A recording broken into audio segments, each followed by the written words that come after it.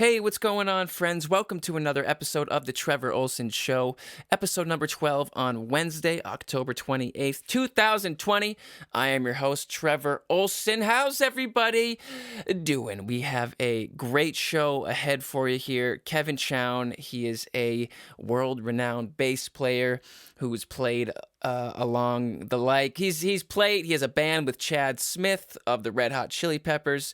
He's toured all over the world. He's been to 70 plus countries in the last 5 years. He's one of the realest dudes I know. He is from Escanaba, Michigan, just an hour from where I live, and he's one of my best friends, and I am an admirer and a fan of his, and I have been ever since we met. I have to warn you, as far as audio-wise, we had some issues, and we did a Zoom, and we had never done it before, and so you're not going to be hearing me like this. You're going to be hearing it through my computer microphone, so I apologize for that. But suck it up, you fucking losers! No, just you'll have to deal with it if you don't mind. So it sounds good. It just doesn't sound as good as this sounds right now. It's still listenable, and so I wouldn't be too worried about it if I were you. I think that's all I will say, except for one more thing I'll say. If you'd like to reach out to the show, please do at thetrevorolsenshow@gmail.com. I'd love to hear from you. And then if you'd like to gain access to exclusive Trevor Ohlsen content, head over to patreon.com/Trevor Ohlsen, and there's all sorts of exclusive content to Patreon members there. So with that, enjoy the show, folks, and we'll see all the Patreon members on Saturday and everyone else on Wednesday. Greetings, my brother. Yo, you got some music rolling. Oh, shit, sorry. You hear me good? That's my thing. Ladies and gentlemen, Kevin Chown. Wait, there's my thing right there. Hey, thank you, everybody. Nice to be here. All right. How you doing tonight? Right. Here we go. Woo! Let's have a good show. All right. Well, first off, sorry, so again, as always, with the time change between Escanaba and Iron Mountain. So you said 11 Eastern, right? And yes. Yeah, and I go, so 12 my time, and you go, yep. And it's really 10 my, yeah, and it's 10 my time. It's not. Oh, that's right. Hold on, I'm going in the wrong direction. You're right. Well, dude, I mean, how many times have we done this? Well, I mean, like last time when you rolled up here, I thought you were gonna be here an hour later, and you right, knocking on the door for coffee, and I'm still in a dead sleep. Right. And, well, the great thing is, we were talking about this yesterday, and I sent you that Spinal Tap link. But yeah. Like, what do you mean 1,800 hours? What do you mean?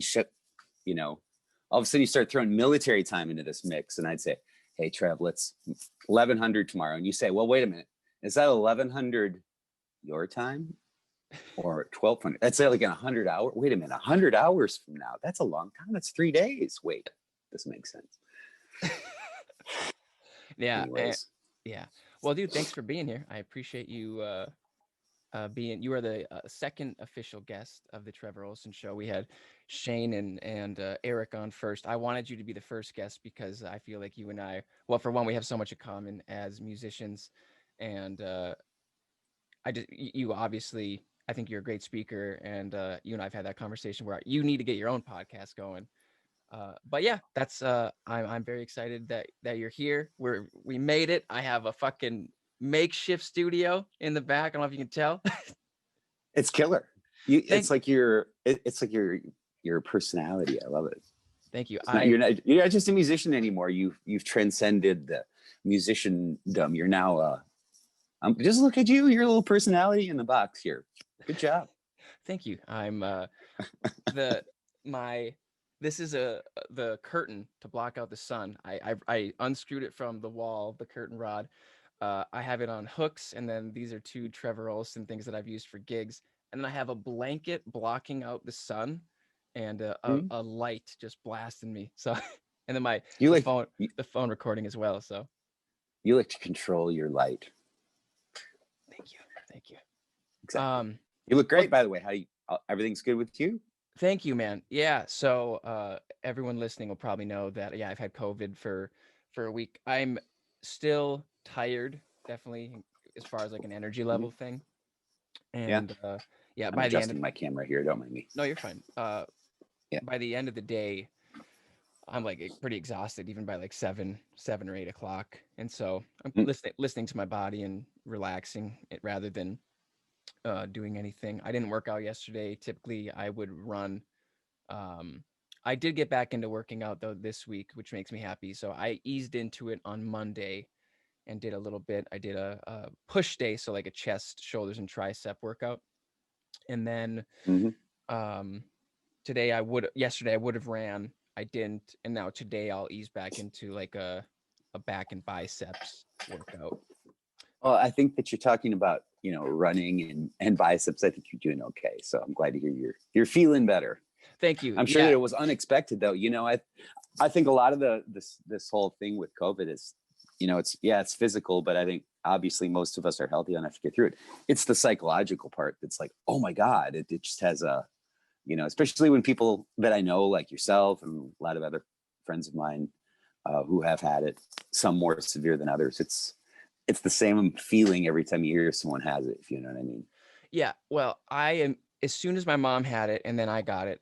Uh, Mm, you're exactly right. Like psychologically, because yeah, I mean, if you turn the television on for the last 6 months, it's been nothing but here's how many people have died from COVID, and then all of a sudden you right, get COVID and it's just associated with death and fear, and right. there's so much fear behind it. And so even as a young healthy person, I was scared, especially for my mom.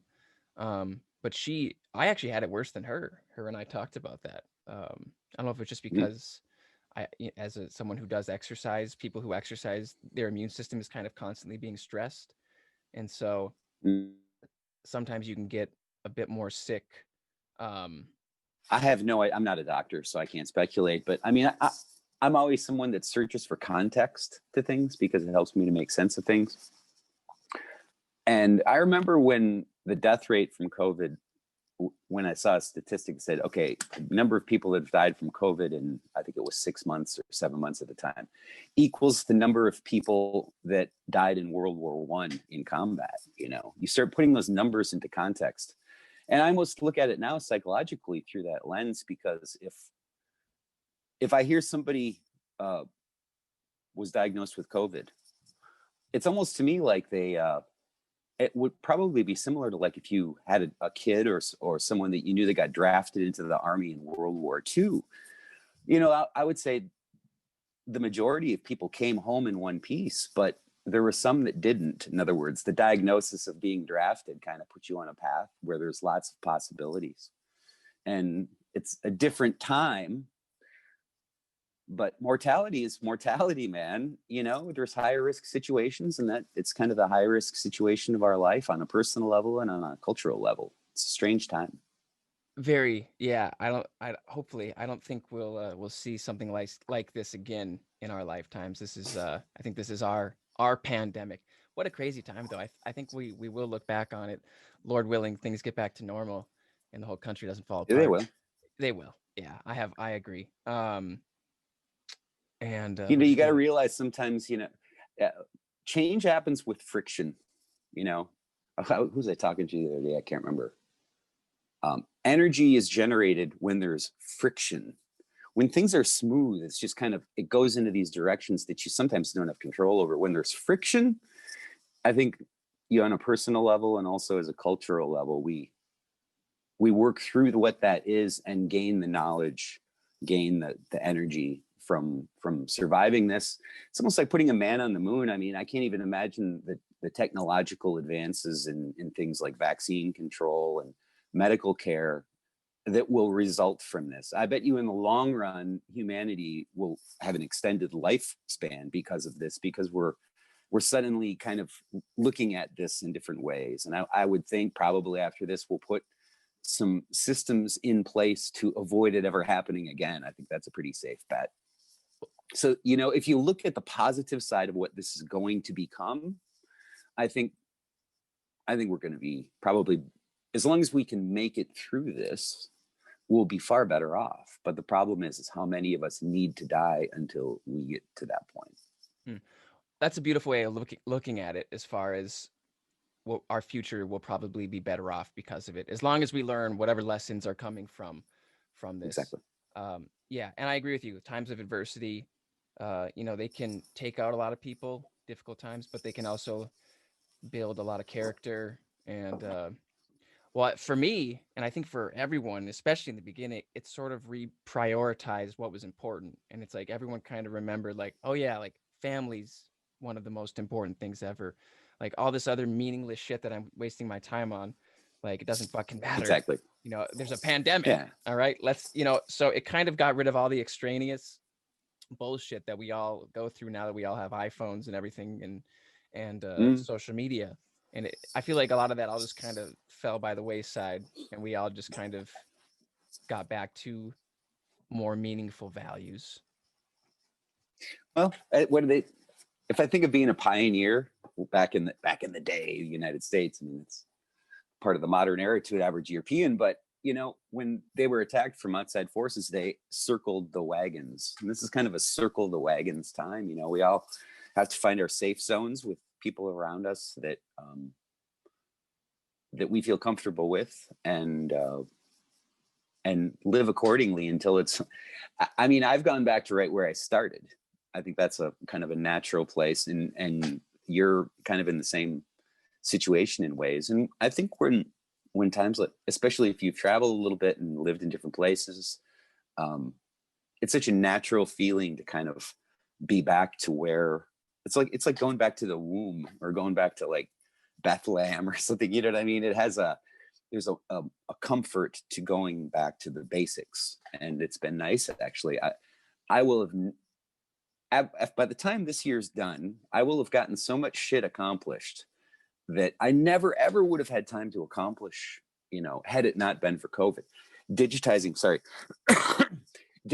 my entire family's intellectual property, catalog, and I mean, that's a work in progress. All the master tapes, sorting through all the written music and scores, my mom's stuff, my brother's stuff, working through all of my dad's memento collection, which is kind of like a nutshell of musical history in Escanaba. So it's been cool to go through that stuff, and to shed a lot of things that didn't need to be hung on to as well. In other words, it's like every time you got to kind of,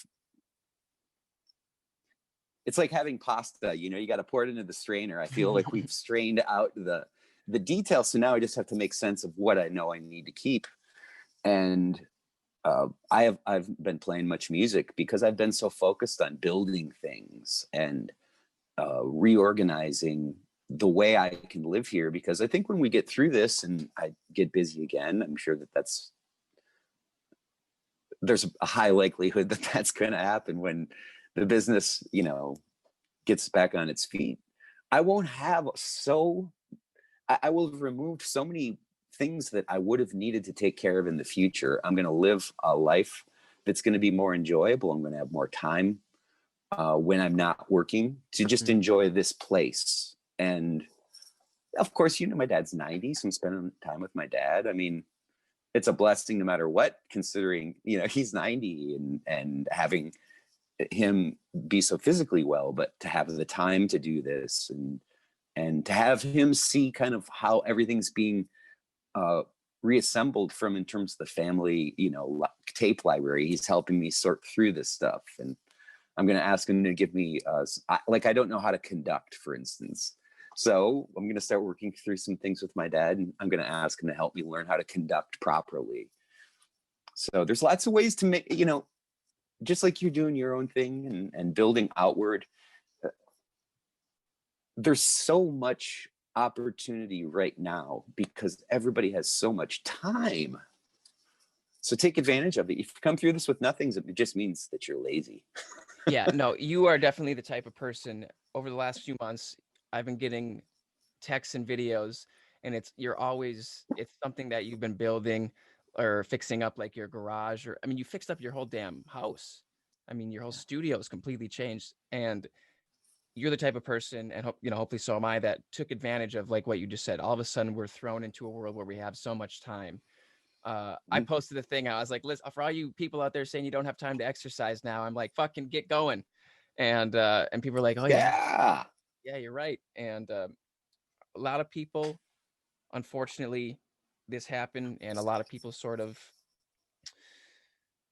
they, alcohol, they, just drink more alcohol. They, their life sort of spiraled Yeah. downward. Like there's been a lot of that, but for a lot of people as well, and hopefully, the majority, this has been a time of introspection and reflection, and it's allowed all of us to sort of, Hmm. like you just said, get those things done that we've been putting off because we are all so busy. Exactly. Yeah, yeah. I mean, that's one It's, reason. I mean, Oh, go on. the things that you have to say from an artistic level at this moment in time, you might not ever have a chance to say in such an honest way again. Like if you want to write songs about loneliness, here you go, man. This is the time to embrace what this time represents and create from it. I don't care what it is. If there's a lot of people who are motivated, politically right now, which I think is very natural under the circumstances. But what I like is that it's motivating people into action.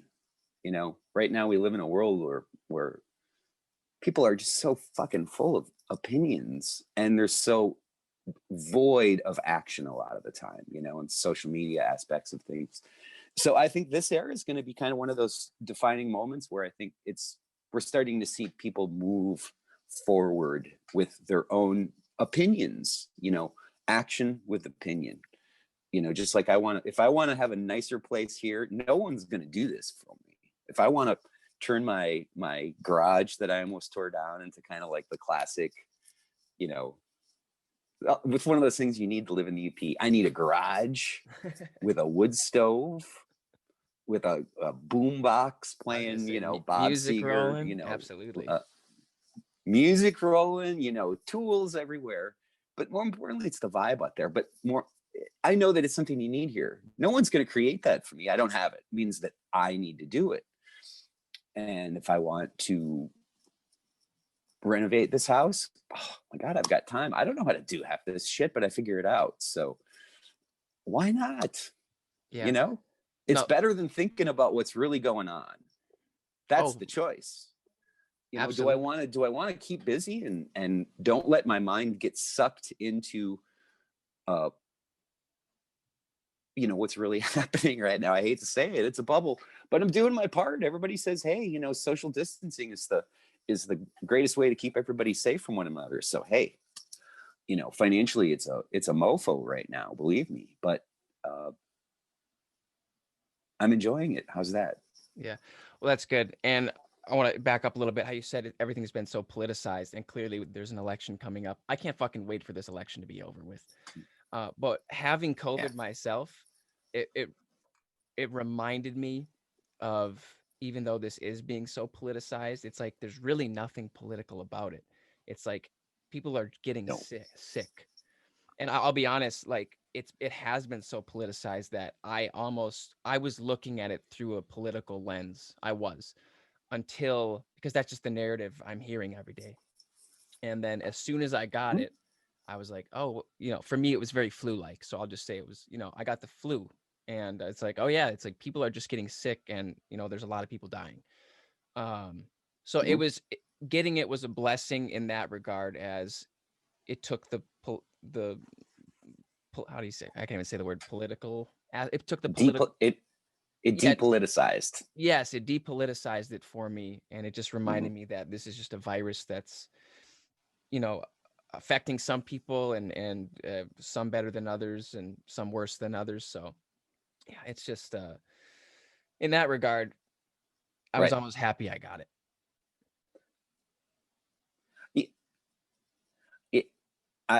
It's so hard to see my friends get it. I've had some people that I know up here, friends of my dad that are much older with health problems. It's a bummer when I hear that my friends like yourself get it, but you're a young guy, for Christ's sakes. You're very healthy, obviously. Probably you're like a Viking from Iron Mountain, for Christ's sakes, working out and shit, and invading islands all over the country. But someone that's older with diabetes or whatever it might be, those are the ones that you always got to say, man,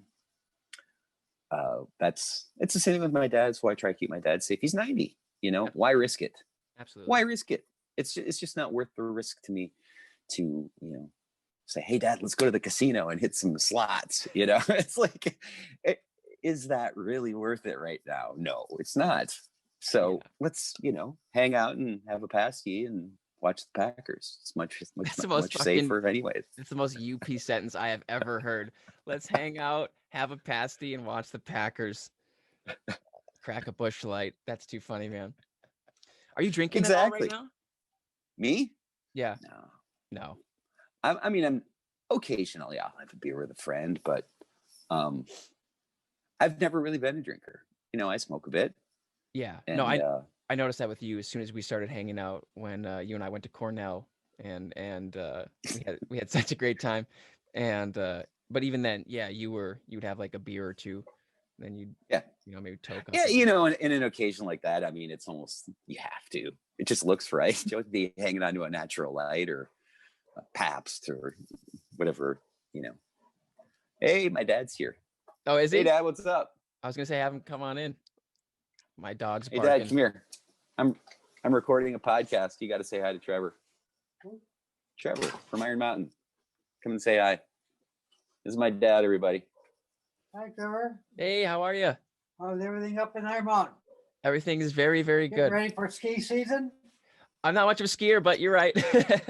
He's not much of a skier, he said, but well, I see they did the whole ski jumping platform. That's going to be a great this year. Yes, absolutely. Yeah, they redid everything. They redid everything. Nice. They redid everything. So, hey, listen, give me a minute. I'm recording this show with him. Go ahead. Go with Grand Farmer Bubs. Go ahead. Here, Kev, if you want to, keep talking for 1 second. I have to go yell at my dog because he thinks he's alone and he forgets that I'm here and he's barking upstairs because my dad just left. Let's listen to some nice, relaxing music here. Keep the people. Here we go. All right, Kevin Chown, everybody. Keep them entertained. Okay. I don't know what the name of this song is yet. I'm actually working on a song with a friend of mine from Detroit that I've worked with for years named Chris Aaron. Got a band called Tiles. Chris and I have, we've written songs for a long time. So since Trevor's giving me a little bit in his thing here, he's always talking about his own song. So, we'll talk about the music another time, but he's doing a benefit to his grandfather died of Alzheimer's disease, also a disease that's hit my own family as well. So that's what this is for. And I'm looking forward to the finished product, and it's for a cause that I believe in. So I just stole your show for a minute, dude. Good. I'm glad. I knew you would. We have had my sister's dog here, Gunner, for at least a week. And he's great for a few days, but then he gets anxious and he wants to go home. He's very needy. He needs to be touched and loved all the time. He's a very anxious dog. He has Addison's disease, and it's a dog with Addison's disease. I didn't know you could diagnose that. Yeah. Is that right? Addison's? I think I'm saying that correctly. But it's it's produced from anxiety. He has to get a shot every month or he'll die. The fucking dog. So my dad just left, and right. And so he's bummed about that. Yeah, and he forgets that I'm down here, and so he's up there going, oh yeah. Am I alone? And I go up there, I'm like, dude, I'm here. Relax. Yeah. Does anybody hear me? Oh. Yeah, he's very funny. Dogs are pet. Well, they get attached to people, it is. Bubba's the same way with me, but your dog is one of the best dogs I've ever met, if not the best dog. He is. Yeah, he's quite. He doesn't know he's a dog, by the way. Just to remind you, he's actually. I talked. If it was not Bubba during this COVID thing, oh my God, I think I would die. He's been the creature beside me the whole experience. I talk to him all day, every day. And when you spend this much time with your dog, a lot of communication comes without words. You can tell with people when you're hanging out what their body language is all about. And when you hang out with the dog and have this tight of a relationship, you start to realize that you actually do communicate with dogs. The way that they communicate with you, you can kind of read their words. So Bubba's kind of saved my life. He's given me, I've had something to hug. Just think about that, man. That's a big deal. Yeah. That's a big deal. Absolutely. And that physical, he's a big burly dude, you know. I mean, we wrestle, we play, but I haven't felt lonely because I've had Bubba, put it that way. Well, that's great. And I'm terrible with dogs. He's a golden Retriever. retriever. Yeah, I'm the worst with dogs. Yeah, Bubba's a golden retriever, and that's great because, I mean, so many people are lonely right now, and even just when I got COVID, you know, the officials, you know, they said, well, you should self-isolate in your room alone. And I was like, oh, good. You want, just give me a rope to hang myself because like for me, right. And for anyone, it's like, we're all, even if we're introverts or, you know, introverts, extroverts, it's like, we're social creatures. And for me personally, it's like, I love being around people. And so as much as I understand and I respect and I see that perspective of, you know, self-isolate and, you know, to stop the spread of the virus, it's like psychologically, it's like, that's a lot. It's like, you're going to be if I truly did what they said, I would have, you know, been alone downstairs, you know, never going upstairs for 2 weeks. I'd be sad and depressed. And so we're just a big, I remember, you know, my dad's 90, but he's got a sister that's even older. She's, I think, how old is Aunt Audrey now? I think she's 94, 95, and she's in good health, but she's in in one of those assisted living homes. It's not a nursing home, but it's a place where it's designed for people who are her age. And I think they've developed some sort of a way for people to socialize from the outside with them now, but they have to be so cautious about letting the outside world, you know, viral ways into the place.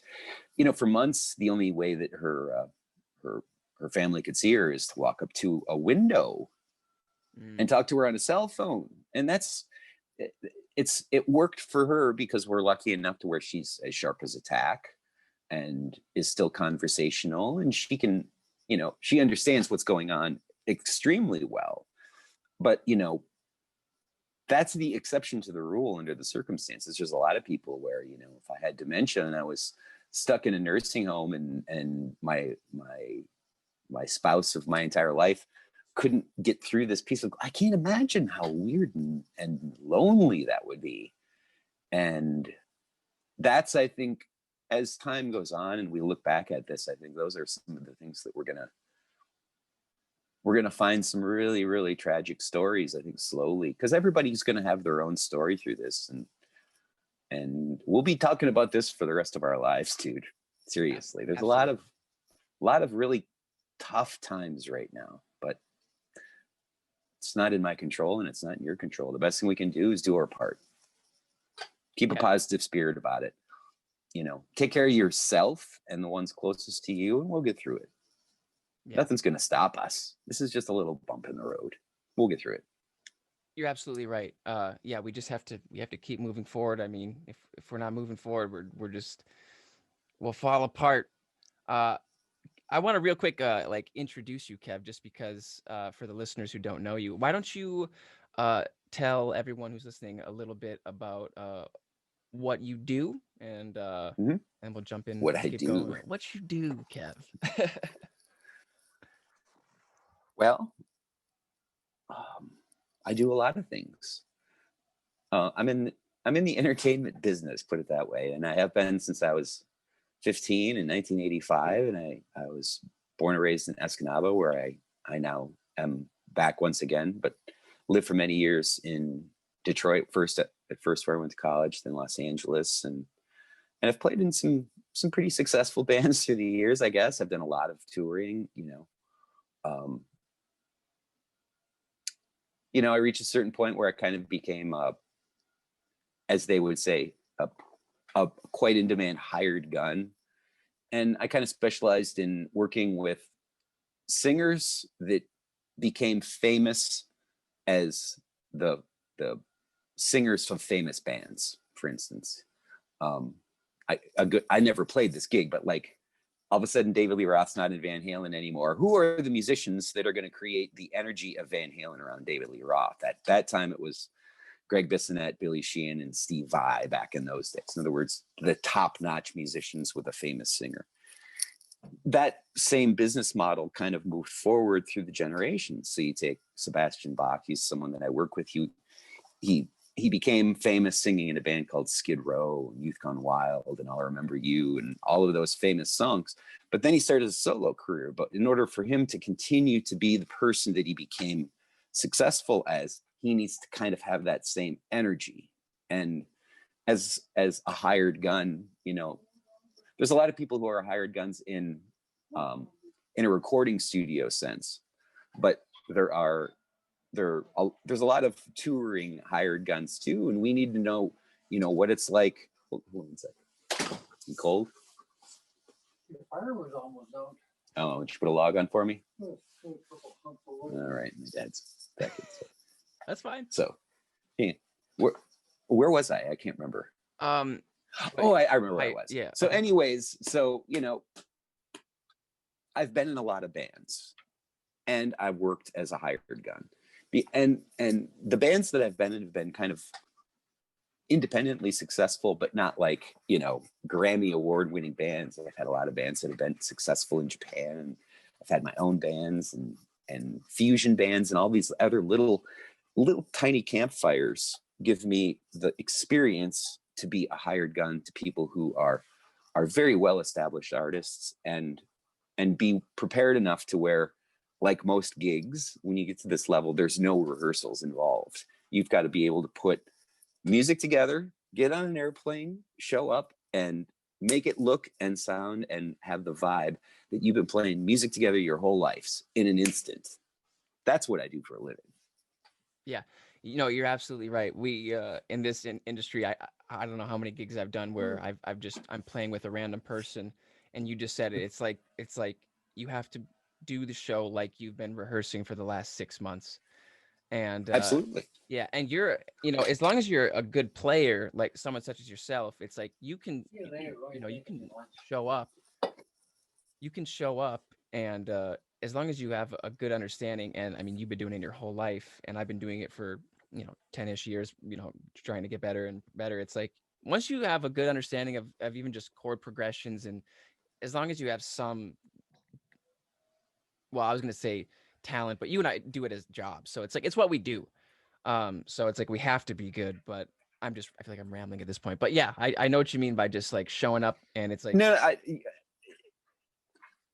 oh, well, from your perspective, you know, from your perspective as an artist who's hiring hired guns or ending up in situations where you're working with people like myself at whatever level it is. The great thing about playing with someone like yourself is that you are a pro. So in other words, you have confidence in yourself. And all I need to do as someone that does what I do is, like, I've got kind of a cliche I use where, you know,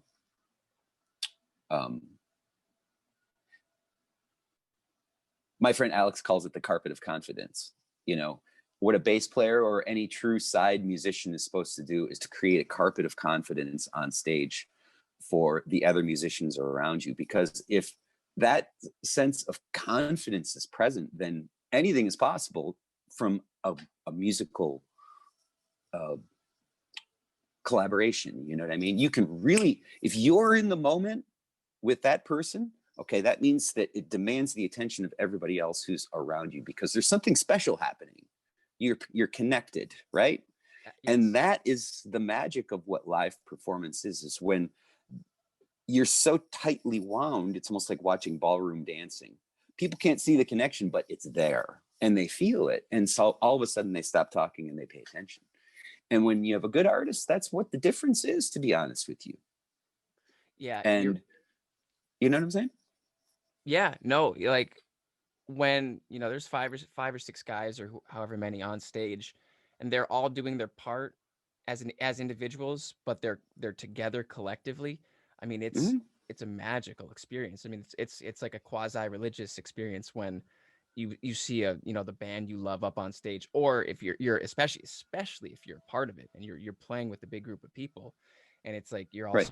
connected in that moment, and you have all this energy going, and you're feeding off the crowd and the crowd's feeding off you. It's like this big, amazing experience that really you can't find it almost like anywhere else. I mean, There's very few experiences, I think, more than music that demand people be in the present. Right? Yes. We live in a world where I think we think way too much about the future a lot of the time, which we've got no control of other than what we do right now. And we think about the past way too often, which we can't do anything else except that, because it's a part of what got you to where you were and part of what made you who you are. But when you can get those crossroads right in that present moment, and to take all that you hope for and all you fear, together with all that you know and all that you want and all that you dream of and all that you represent, and put it wear it on your sleeve proudly, like play music that way. That's the way I like to feel. I like to be able to draw upon the energy around me that way, because I've had the great pleasure of playing for very large audiences. And when you're playing with, the biggest show I did this, you do a gig like, Wacken, which is a huge festival in Germany. That's like, I guess, 100,000 people, or Sweden Rock, or one of those, another one like that. Or I'm looking at a picture right now of Woodstock. Are we back? Yes, sir. So Kevin and I just lost each other for a few minutes. It turned out all right because he went and had a smoke break, and I went and cooled down outside. I did. I'm out in my wood shop, dude. I love it out here. Look, you see, this is the best part of life up here in the winter. It's just like having a wood stove, man. I sit out here at one of my friends called this caveman TV. It's like this is what cavemen did. They just stared at the fire. There's something psychologically like peaceful about it. I don't know what it is. And the sound, if you're in the UP, you got to have a boombox playing some Tesla. You got it going on. You got your lawnmower. You got the dog. There's Bubba. All right. There he is. All right. Well, let's get back to our conversation here. Yeah. So you were saying how you'd played in front of many large crowds, and you said something about 100,000 people, and then I lost you. Oh, I forgot Bubba. Come on, Bubs. Come on, Bubba. Let's go. Get your gummy bears. Let's go. So, when you're playing in front of big crowds like that, in a way, go ahead, Bubs. In a way, you can't connect with people because they're actually just so far away. You can barely see the first row, But when you play bass, especially, it's hold on. Listen. Yep. I can go off. I don't know what I was listening to. Bass is you feel the notes.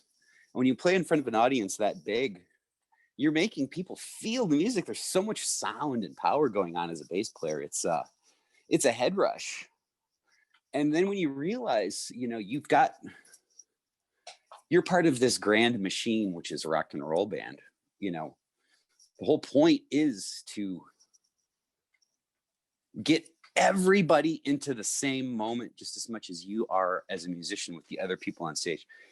A successful performance is making everybody feel that they were there at that moment in time and stopped paying attention to the other bullshit in their life. They were present. That's always been the way that I've been able to make sense about what my job really is, which is to get people to feel in the very single moment of time in which you are living, because that's where good music is made, in the now. It's not made in what got you there. It's not made in where you hope it's going. It's now. And I think that experience in many ways has kind of given me it's given me a purpose during this COVID thing. The only thing that's different is I'm trying to be in the present simply for myself and to get the things that I have control over accomplished. I do have control over building things. I do have control over knocking a house down. I do have control over getting control of the heritage that got me here, and shedding some things that I don't need to be carrying around anymore. A lot of us, I think more closets have been cleaned in the last 9 months in the United States than ever in my lifetime. Everybody's shedding things. And that's going to make everybody so much more present in the future because they've gone through a lot of the past with time on their hands. And I think everybody's a little bit more determined to build a future, which is kind of the rather than being a fatalist, I think they're being more of an activist. Everybody is realizing what anybody who grows up in the Upper Peninsula knows, which is if you want to do something, you got to do it yourself. And that's just the way life has always been and always will be. Things don't happen unless you make them happen. Yeah. Could be. It's what you're a perfect evidence of that. You want to be successful doing what you do with music, and it's why it's so natural for you. That's the word I'm looking for. You know, you let it happen. Yeah. Well, just from the UP, I mean, we come from, I feel like most people up here are very hands-on, hardworking, blue-collar people. And it's like, yeah, if you don't work hard up here, you're you know, if you don't work hard up here, you're the odd one out. I have some friends in Miami and in Florida. There's a woman who lived here in Iron Mountain. She was born here, and then she moved to Florida, and she's told me this a few times, how she feels like and obviously this is a generalization, not so I can't speak on every person in Florida, not shitting on Florida. But she said just down there, like people have more so they just want things, and they feel a bit more entitled, and they don't want to like work for things. They just kind of want them, and that's sort of the environment, at least where she is. That's how it feels to her compared to the UP. Because I mean, I look around and I see just a lot of people who are, you know, work 40, 50, 60 hours a week. I was talking to this guy at the gym, and he's working like 80 hours a week, just full out hard laborious work. And it's like, geez, it's like that's common. So I mean, and then just growing up here, watching my dad and my mom. I mean, my dad owning the music tree, owning his business as an entrepreneur for the last 40 years now, 40 years, something like that, 30, 40-ish years. Quite some time. Yeah. And then my mom having just retired, it's like my mom and dad have worked their whole lives very, very hard. And it just seems to be in everyone's blood up here. I would say mine and yours included. It's like we're not fucking off. We're working. And so yeah. You know, the sense of time, you know what I noticed the big difference up here is living in a place with 4 seasons that are each very, very strong. You know, but when I live in Los Angeles, you know, it's, as the cliche goes, it's 72 and sunny every day. It is kind of, to us here, summertime year round. You know, it might get a little cold in the winter, but I mean, the coldest it gets in Los Angeles is probably October here. Like now, this is as cold as it ever gets there. You know, certainly no snow, but living up here, like this time of year, it's like I'm watching human beings scramble around like squirrels, you know, gathering nuts for the winter. You got to make sure that you got your wood pile taken care of. You got to make sure that you've got someone that's going to be able to plow your driveway, or you better be able to have something to plow it yourself.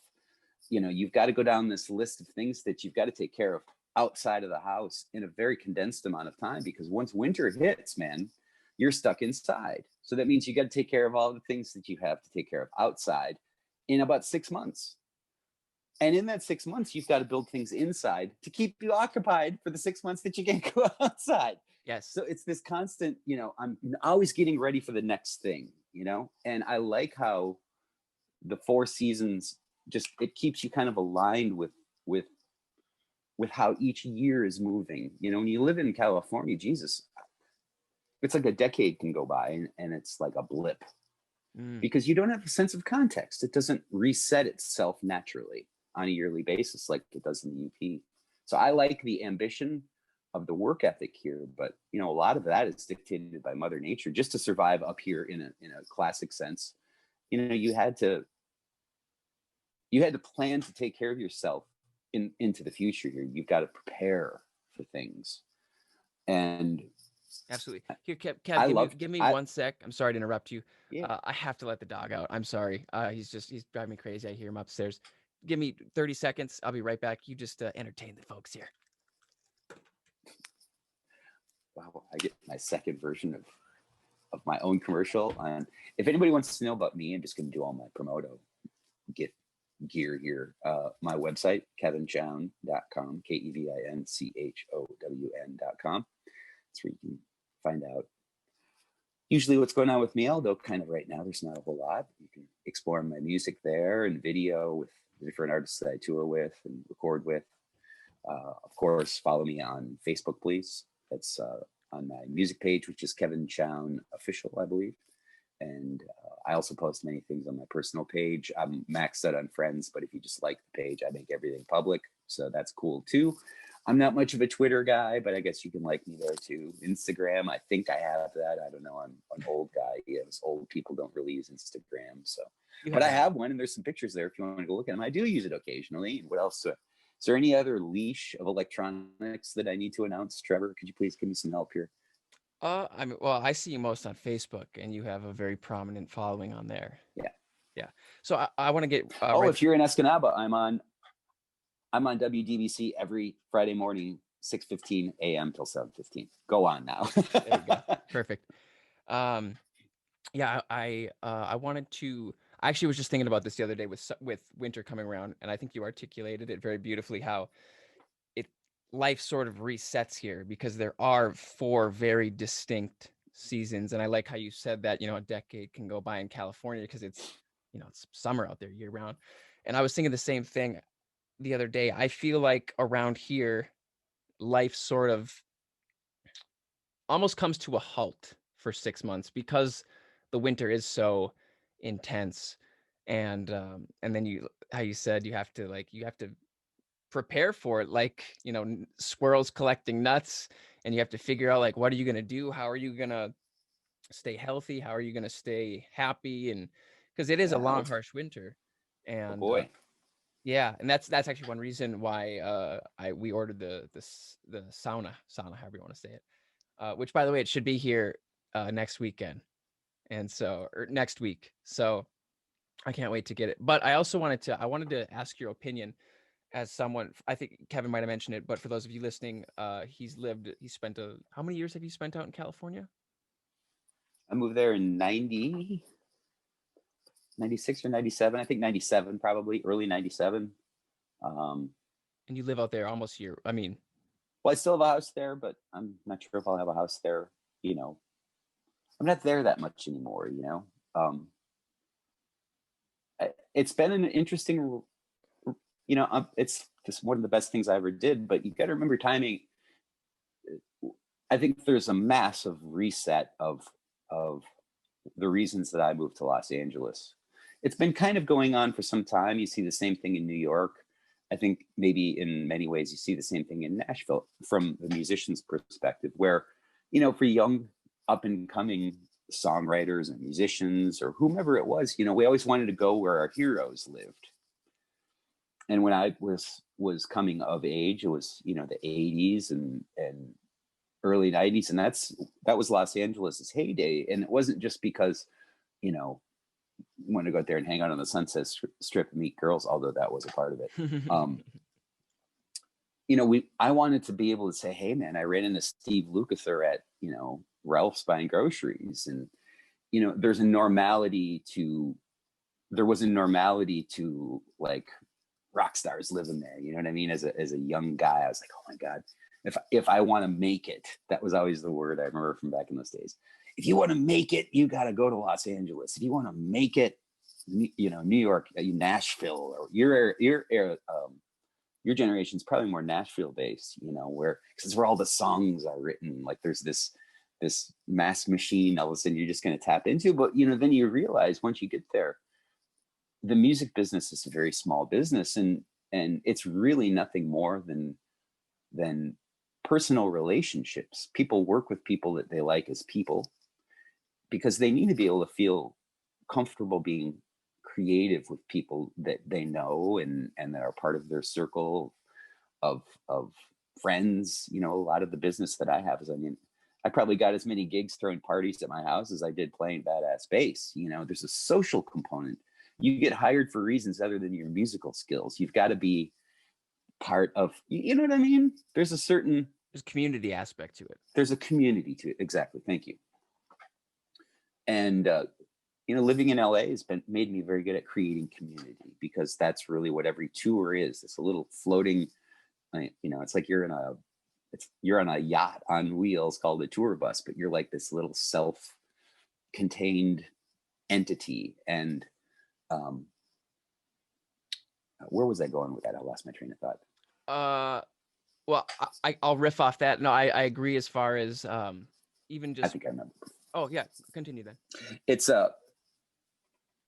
this era has a lot. First of all, a lot of people are leaving Los Angeles. Like, I've already got a couple of friends that have moved into this area, actually, into the Great Lakes region, let's just say. And for many of them, it's just that they're going back to kind of where they started, much like me, or something similar, if you know what I mean. For some people, it's, especially the ones that have kids, private high school, which is a good school in Los Angeles, if you've got a teenage kid, that's $35,000 a year to send your kid to high school. Just think about that. $35,000 a year. It's like $140,000 to get a high school diploma. But the weird thing about Los Angeles that I started to discover, when I was married for a while and a stepson, is this culture of you're always at work in Los Angeles, even if you pick the kids up from school, because there's a lot of people in the business. It could be the movie business, the TV business, the music business, where you go pick up your kids at school, and all of a sudden you're standing there with, Ed Begley Jr. and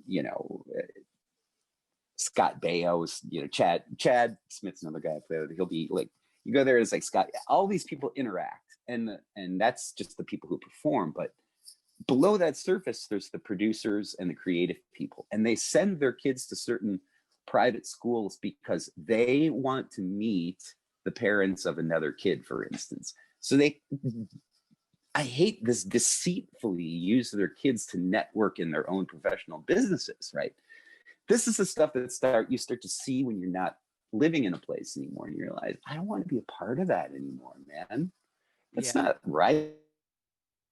Yeah, it's like, I saw this thing on Kidfluencers the other day. It's like, that's exactly what people do a lot of the time. I'm not gonna say everybody. There's the mass majority of people in Los Angeles are damn good parents. Don't get me wrong.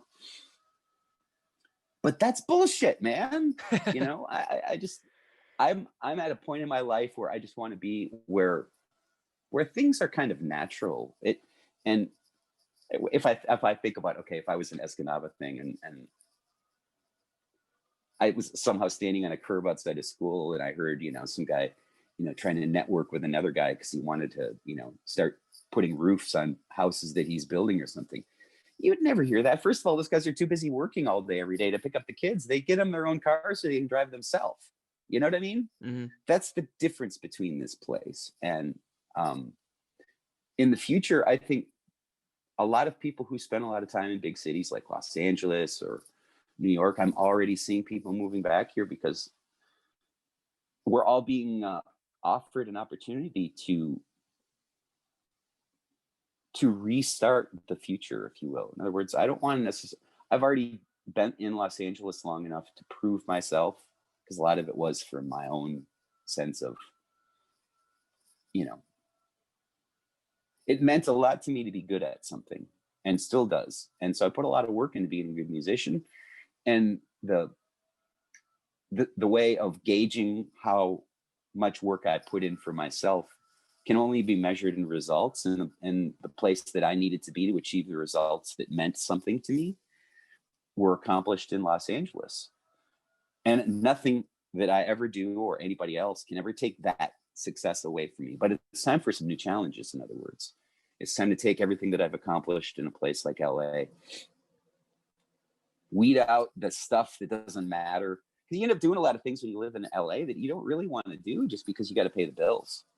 Mm-hmm. And I'm in a much better place now where I can weed out a lot of the things that I really didn't want to do in the first place and focus on the things that I love to do and have way more time on my hands. There's a whole lot more shoveling you got to be able to deal with cold weather, but you know, there's a lot more to life than that.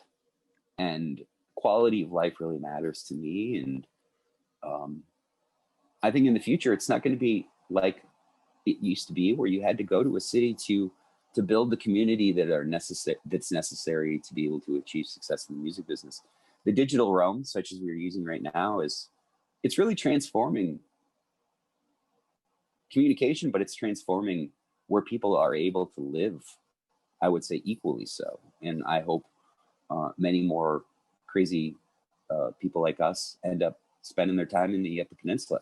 This is a great place to be an artist. It no is. doubt about it. You've got lots of things to see.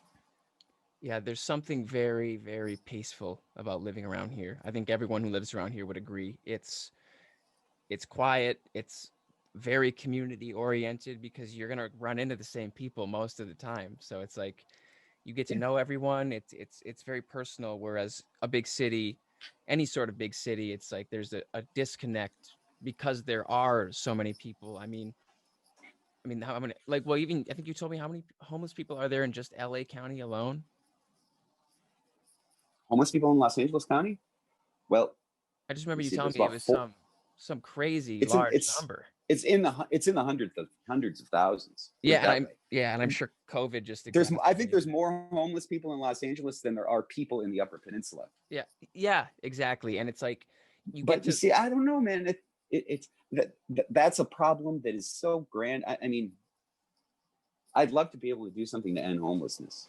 Dude, yeah, I know. I don't know if I individually, but here's the trip. There is homelessness in Escanaba, Michigan, too, we need to remember. It's not just Los Angeles. I'm equally disturbed by it in either place, but I think that as someone who's been in other places, if I chose to get involved on helping solve the homelessness crisis, I have much more of an impact if I focus on doing it here than I do in Los Angeles, because you feel helpless trying to confront how do I find homes and get people, retrain 100,000 people in a place like Escanaba. What's the worst case scenario? We got 100. I can accomplish 100 people. That's doable. You know what I mean?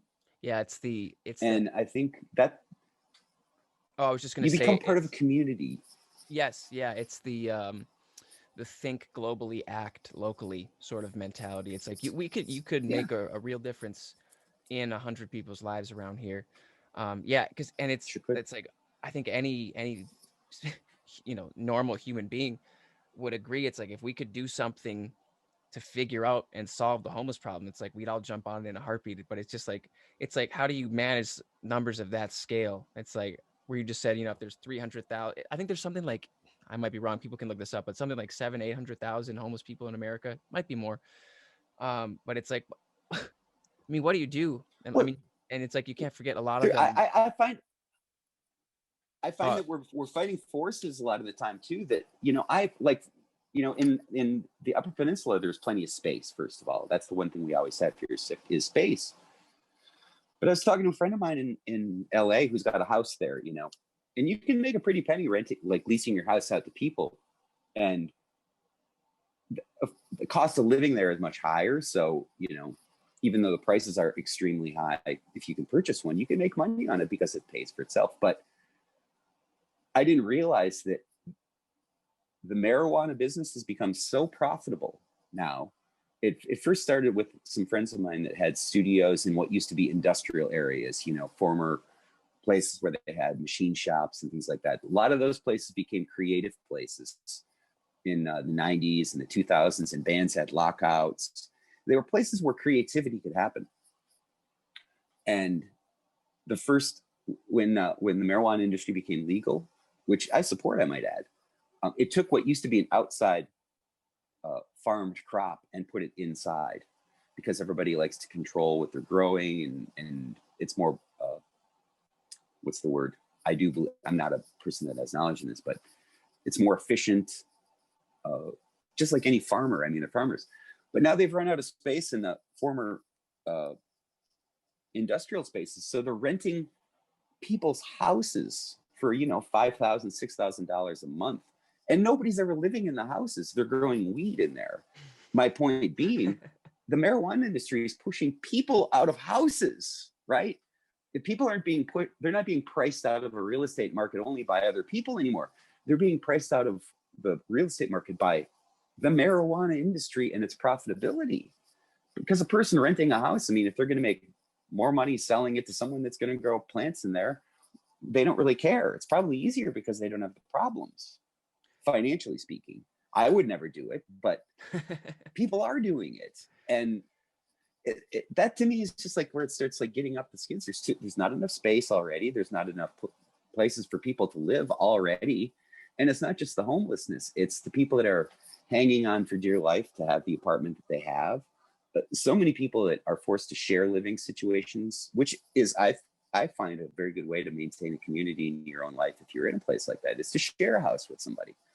But even that now is, it's just getting so much harder to be able to pull things off in Los Angeles. And the forces that you're fighting, like if I tried to get involved in tackle homelessness here, first of all, the very first thing you do in Escanaba is you have to get to know personally who each of these people might be, okay? And when you have a personal relationship with them, then you can like have someone in particular that does this in town.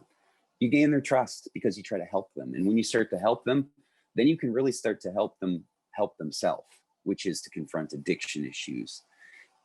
Like a friend of mine here, you know, he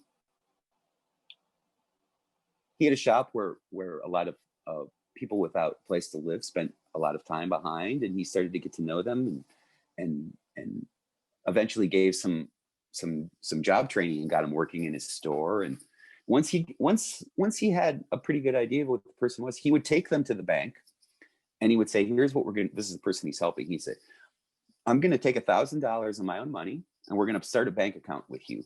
Okay. In your name so that you have a bank account, and we're going to put it in a bond or whatever it is. And in 6 months, we're going to go cash that bond out. We're going to keep that account open. We're going to take $1,000 and we're going to go to another bank and we're going to open a credit card with you. And we're going to help you get a credit score. In other words, you do that that's how you help someone who doesn't have a place to live turn the corner. In other words, it's such a rational approach of being able to help a homeless person. It's like, all you do is you get them a credit score. But when you think about how important that is in the real world, if I want to get an apartment, I better have a good credit score. If I want to get a car that's going to allow me to have a job, I need a loan. That means I need to have a credit score, etc. on down the line. And that's the way someone from the Upper Peninsula, my good friend Matt, you know, tackles a problem. First of all, it offends him on a personal level where he says, this is not right. I want to do something about it. And then he gets involved personally right in the trenches and puts his own skin in the game. And it's just like the music business. You know, when people refer me to a gig, I have their trust to be able to think so highly to me that I better do a good job or it's going to spoil their reputation. It's a small condensed version of that same thing. If someone who's never taken a chance, had anybody take a chance on them maybe in a long time, says, you know what, I believe in you and I'm going to take a chance on you. And what I need from you is to hold up to your end of the bargain on this. And I can help you get back on your feet. And and then they have a reason other than themselves to try a little harder. It's that they have to live up to respect the person that's trying to help them by putting their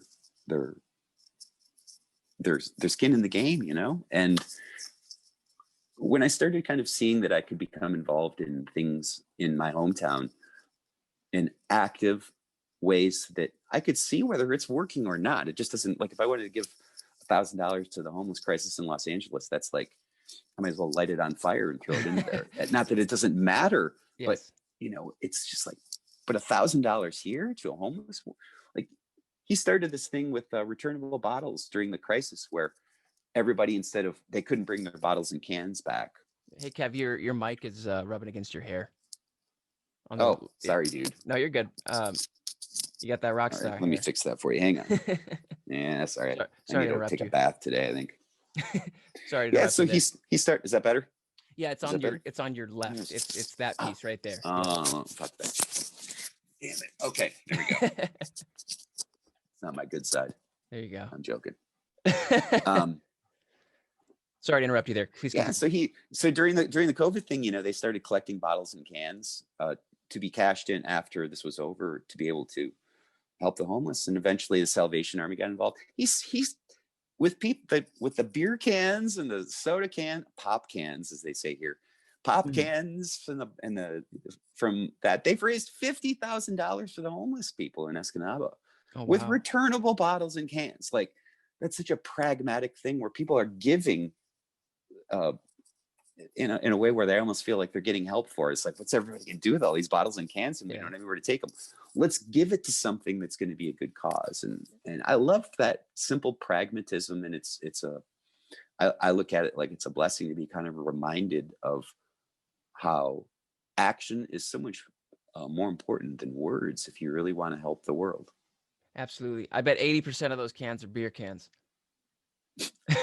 And being up here, I'm sure they're Natural Light. Oh, for sure. Bud Light, Blatz. What's another brand up here that's for the beer aficionados that would be offended by Busch Light? The Busch lattes. Yeah, the old style ones are terrible too. My neighbor loves old style. That's really beautiful that he's doing that. The only thing, and I agree in every sense of it. And I think along with that, as far as like from an educational standpoint, like in school, we're not taught anything financially. Like, there's no financial education. There's no, like, people are leaving high school and college and they're financially illiterate. And unless their parents are very, because it's hard to use money responsibly, and unless their parents educate them and they're well off themselves, they're financially competent people. It's like, I mean, like I just said, it's hard to use money financially. And if you have no understanding of how to build credit and how to grow that $1,000 and invest it wisely and put some of it away and count your expenses and minimize them. And, I'm living off this, and make a budget. It's like people need education, and especially financially. And I found that myself, just as like, I've had, my parents are hardworking people, and they're well off. They're not millionaires or anything like that. But, I've sought out financial education myself that they didn't tell me, because, and it's not like they were, being evil about it or anything like that. It's just like, it's not really talked about, like financial education. Money is one of those topics where it's like, it's a heated topic and people are like, I don't want to talk about money, because it kind of fires people up, or it's like rude. You know what I mean? It's rude to talk about money. And so I think that's really beautiful that your friend is doing that. And I think in our school systems, financial education should at least be a little bit. I understand that when you're younger, it's like you're just trying to get laid. Let's be honest. It's like you're not thinking about money. You're not thinking about it, but it should be an option, and I think it should be a bit more focused on. I wanted to ask you also if you have any thoughts or opinions on how, as someone who's spent a good majority of his life out in California, how do you feel of the governor's approach out there with the way he's handling it? A lot of people are very up in arms and against it, and a lot of people, as you just said, seem to be leaving the area. And I've been seeing that online. A lot of these people I follow who have spent their whole careers out in California, they're up and leaving. Like Joe Rogan just went to Texas. Ben Shapiro just went to Nashville. And a lot of them are saying this state is not being governed. There needs to be law and order, and there's just so much chaos going on out there. I just wanted to hear your thoughts and opinions on that, and what you think of it.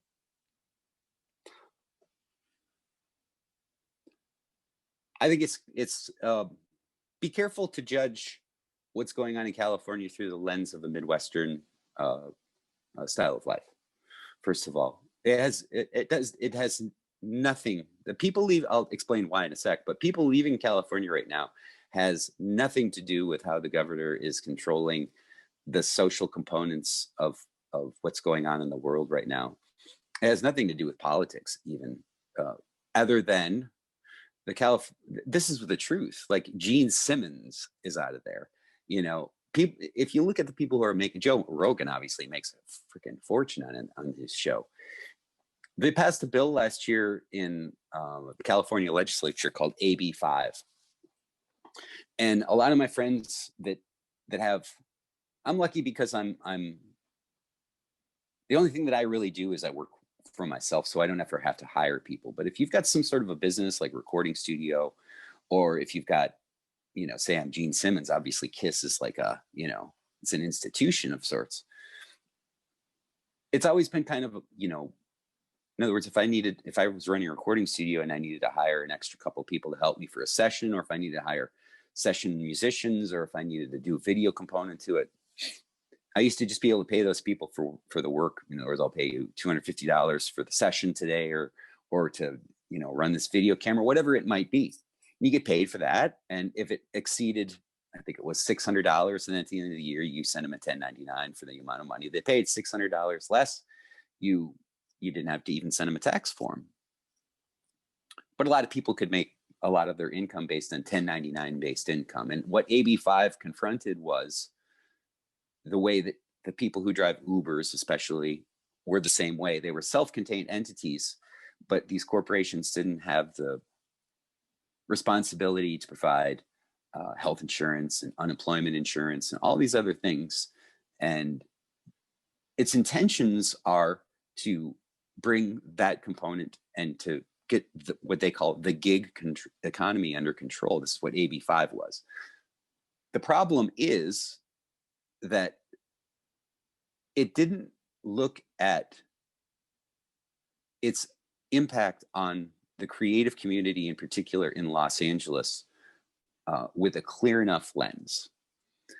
And they first of all, they motivated a lot of people against it before it even became the law. I can't begin to tell you how some friends of mine became complete experts on how AB5 was going to affect their business. And then since then it went into effect, you're starting to see a mass exodus, because I would have, if I had a recording studio, and all of a sudden I would have, if I wanted to hire a session musician, that means all of a sudden I have to, you know, start paying unemployment to have a session musician, and to for all of these, it makes everything extremely complicated, and put all of the pressure of just hiring people for a session in, it would be like me getting hired as an employee to them. It's not worth it. And if you didn't, the amount of fines and taxes that you pay are so high and at risk that it doesn't matter anymore if you want to be there. They're making, the reason people are leaving California is because they're making it far too complicated to be successful being creative there. When I'm speaking of the people that you're speaking of, Joe Rogan and Gene Simmons and on down the line, you could say myself. There's a lot of people that are just like we are, whether they're, you know, film writers or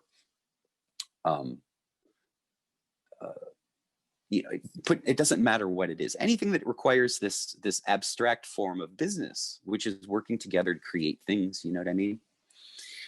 So that's what first drove people, I think, to start moving to Los Angeles. But even before that, you got to remember, and this happened in New York. You know, most of the jazz musicians were in New York before this all went down, and they got priced out of New York. So all of a sudden, all of these New York cats were living in LA, because even there, the cost of living was less and there was still work there. Well, then AB5 comes, and now they're like, well, where the hell are we going to go now? So, you know, musicians are kind of a natural migratory species. And if we're not welcome in a place, why be there? There's not that much of a music scene there anyways, from my perspective. There isn't a place in Los Angeles you go where there's other than the Baked Potato, which is a jazz club that I play, there really is no, and maybe the Whiskey, but, you know, people, it's hard to get people in Los Angeles to come out to a show because it's so complicated. You know, I remember I had this band called Edison Project for a while, and Karma Swanepoel, the singer, explained to me once, she lived in Hollywood. I said, well, why don't we do a gig on, you know, I can't remember what it was, Wednesday night. And she says, well, we can't do a gig on Wednesday because most of my friends live in Hollywood, and garbage day is Thursday, so nobody leaves their parking spot on Wednesday nights. Nobody leaves home.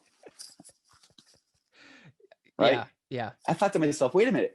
Yeah, I can't get people to come to a gig of mine because it's garbage day. Are you fucking kidding me? You know?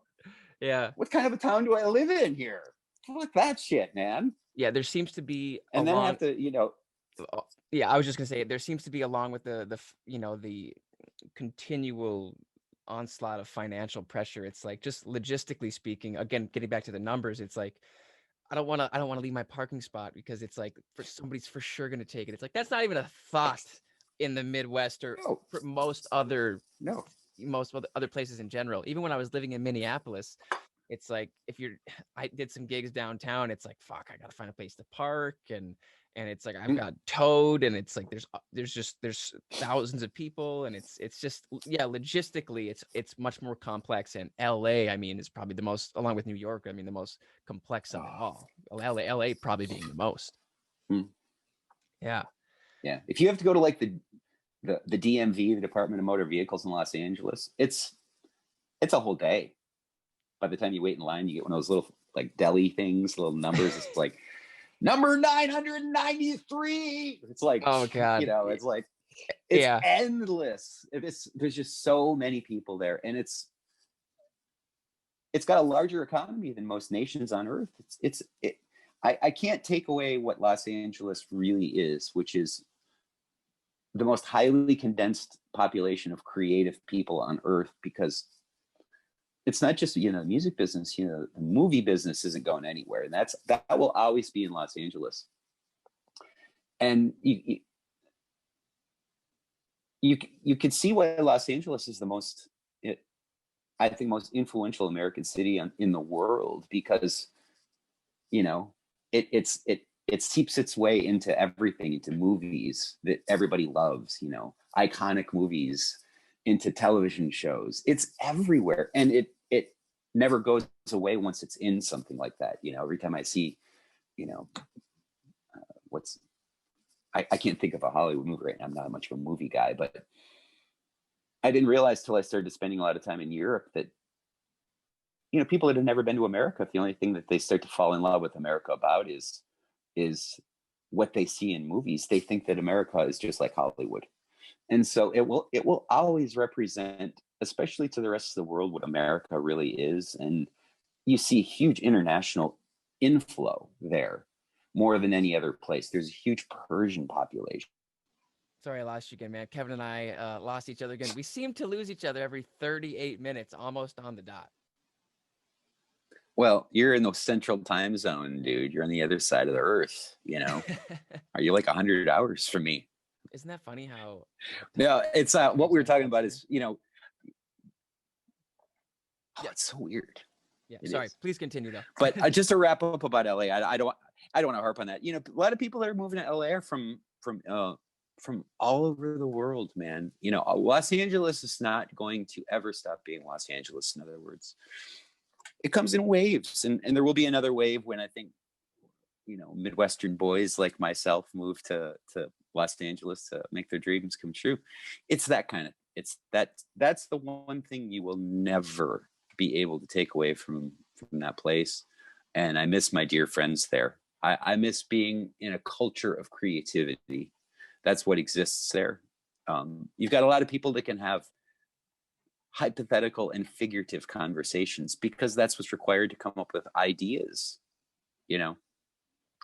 where the Upper Peninsula is very literal. If I say cold outside today, it's cold outside today. Or, the weather's moving in, that's factual. If people invite you over for dinner, it's 6 o'clock sharp. That's just the way it is, man. Everything's a little ambiguous, but, I was, since you're one of the few people from the UP that I know that's like, got the mind of an artist, and it's funny. I was just listening to one of your songs, and one of the things this is a great song. It's called "What's a Little Time Anyway." But this little thing that you say here is like, this is what I'm talking about in the nutshell. From where is that? I hear it. Oh wait, hold on. I got to start on the right lyric. This is the Upper Peninsula. Picture all the change we can make today. Picture it. A little each day can pave the way. Right? That is a beautiful statement you make right there. A little each way will pave the way. A little each day will pave the way. A little each day will pave the way. It's like if I just said that to myself, okay, that means, and I'm thanking you for this, that I found someone in my old and now new home that allows me to have an artistic conversation. Because I know that you are capable of understanding how to take such a simple statement and put it into an artistic motivation. A little each day will pave the way. You know, you infect people with that mindset as an artist living in the Upper Peninsula, you're going to change people's lives, my friend. Keep writing those songs. Bravo. I appreciate that, man. Thank you. Yeah, I remember when I wrote that song, I was doing all these different piano chords and the, you know, the lyrics. I was talking to my mom about this the other day, how I don't know if you'll agree. I assume you will though. As far as like creatively, it's almost like you're not writing the song, you're just discovering it, and it's coming from it's already whole, and it's coming from a place, and it's almost like it's being transmitted to you.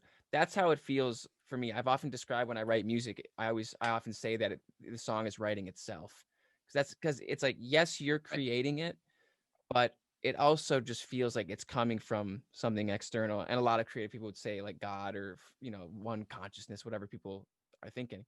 But I've often felt that way. It's like that song just formed itself, and it came to me, and I discovered it and put it out into the world. That's kind of how that feels. Are we there? We are. Sorry, man. Let's we can wrap it up because this connection's falling apart. I understand. Not a problem. It's been a pleasure to join you today. Let me say that again so you get a nice clean edit. It's been fun to join you today, dude, and talk about life, and thank you for having me as your second guest. I know that I'm always second best, brother. It's all good. It's all good. No, I'm joking. No, man, it's a pleasure. Is there any other questions? The only thing I wanted to say was that I agree with you as far as the digital realm is allowing people to live anywhere and do creative things. That's all I wanted to say. Tell everyone one more time where they can find you and anything that they need to know about you. Look on my website, kevinchown.com. My Facebook page, my personal one, which is Facebook, just my full name, Kevin Chown, or my music page, which is Kevin Chown Official. I usually post to both. And if you want to see me do my radio show every Friday mornings, I always live stream it on my Facebook page. If you're local, you can always hear it on 680 AM WDBC with Greg Warple, Friday mornings from 6 a.m. till about 7. And I guess that's about it. Just it's been fun just kind of chatting with you. It's been very fun talking about life. Yeah, man, it's been a pleasure. Again, thanks a lot for coming on as the second official guest. I'll never let you get it down. Oh man. All right, man. No, it's been fun having everybody see where. I love the fact that I got to show everybody my new wood stove today. Yes, makes me very happy to have my wood stove together. They all got to see it. So, all right, man. Kevin Chown, ladies and gentlemen. Thanks a lot, brother. My honor and my pleasure. You take care of yourself over in that central time zone, my friend. Thanks, man. You too. We'll talk to you soon, all right? All right. All right. Bye-bye. Okay. You rock. Talk to you soon. Bye-bye.